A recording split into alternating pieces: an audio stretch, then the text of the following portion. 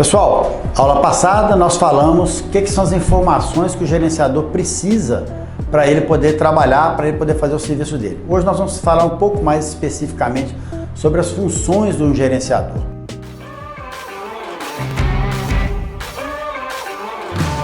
Olá pessoal, bem-vindos ao canal da AirLeader Brasil.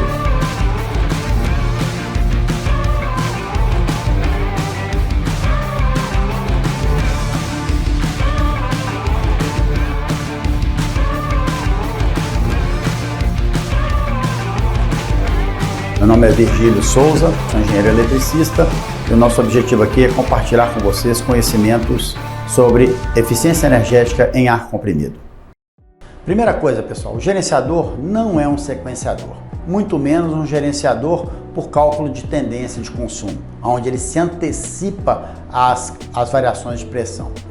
Um sequenciador, como diz a palavra, é um sequenciador. Você define uma sequência que você quer que os compressores trabalhem. É uma solução barata, funcional, existe aquela redução de pressão, de custo de energia por pressão, pela pressão de carga, tá certo? Porque você vai conseguir baixar.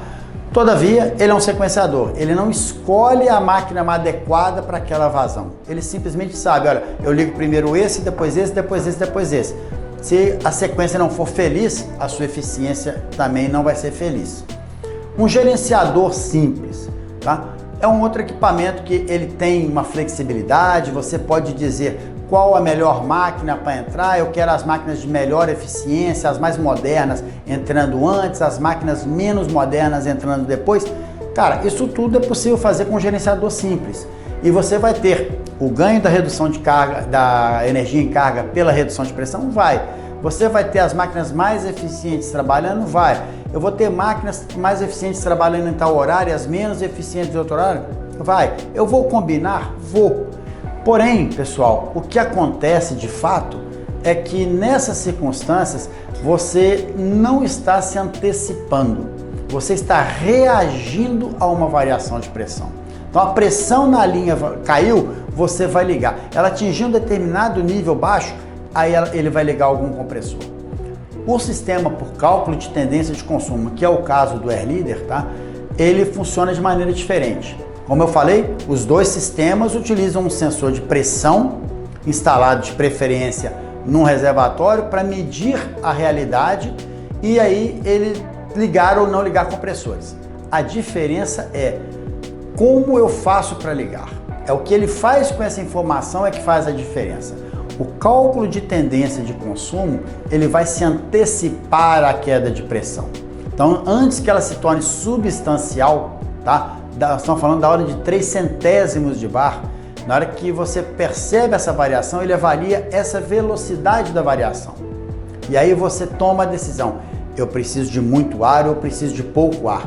E dentro do que eu tenho de compressores disponíveis, qual o melhor, o mais adequado para me atender ou qual a combinação mais adequada.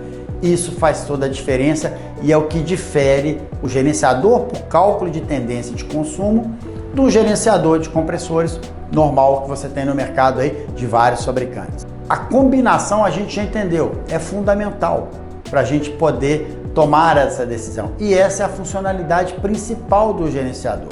Ele não é um sequenciador e ele não vai, esse é mais eficiente, esse é menos eficiente. Eventualmente, o custo de alívio de um menos eficiente vai ser muito melhor do que você botar uma máquina maior de alívio mais caro, apesar de em carga ela ser mais eficiente. Lembre-se, quando o fabricante fala ou quando você olha a eficiência de uma máquina, você está olhando a eficiência em carga da máquina e não a eficiência no alívio.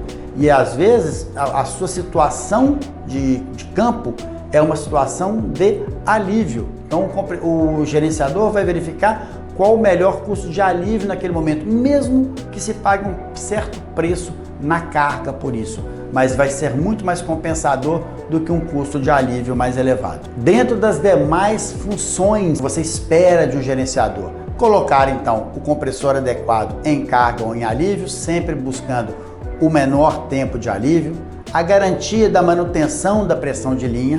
No caso, se você tiver VSD, é buscar realmente aquela linha horizontal ali, tá? fazendo isso através do ajuste da velocidade, sempre respeitando ou buscando respeitar os 40% a 80% recomendado pelos fabricantes, tá? A pressão de compressão vai ser única, porque apesar dos ajustes individuais dos compressores estarem lá na IHM, eles vão entender que remotamente alguém está mandando eles entrarem ou não em operação, está mandando entrar em carga ou em alívio. Então isso é para a pressão de linha, não é para a pressão dos próprios compressores.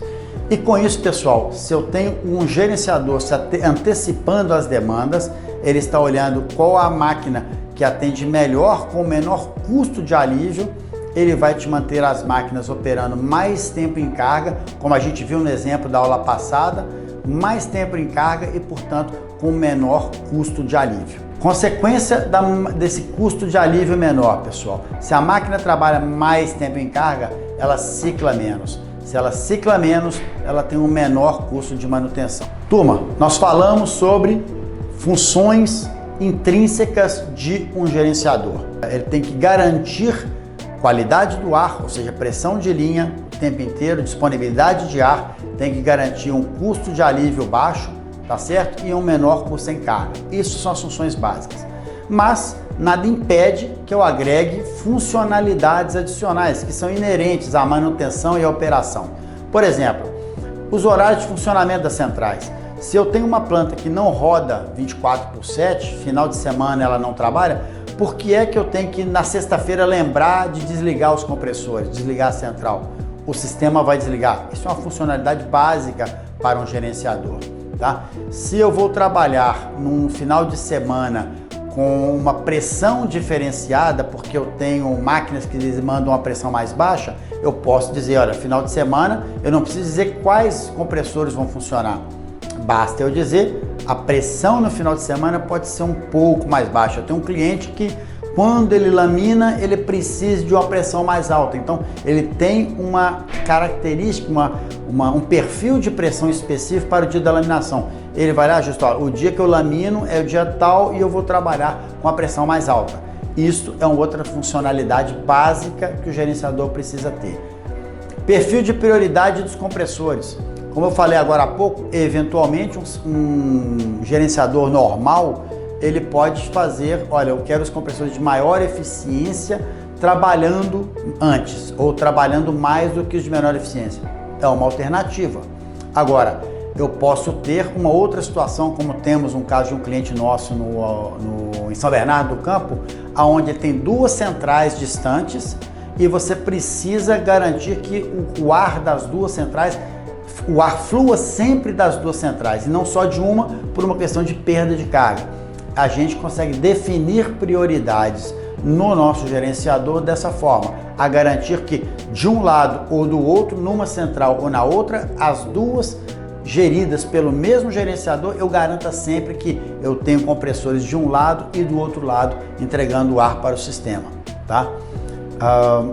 Uma outra questão que a manutenção precisa equilibrar as horas dos compressores. Aquele tempo que o cara dimensionava a central para ter 6 compressores e mais um reserva, mais 2 reservas, e eles são reservas. Não, de vez em quando eu preciso botar o reserva para rodar. O próprio gerenciador faz isso. Ele faz isso olhando as horas trabalhadas, que é o que hoje todo mundo faz. Então, você vai pegar e vai definir, olha, para capacidades iguais, um mesmo turno de horas. Eu quero que seja de 13 horas, de 14 horas, de 22 horas, de 38 horas. Você define o número de horas para aquela capacidade.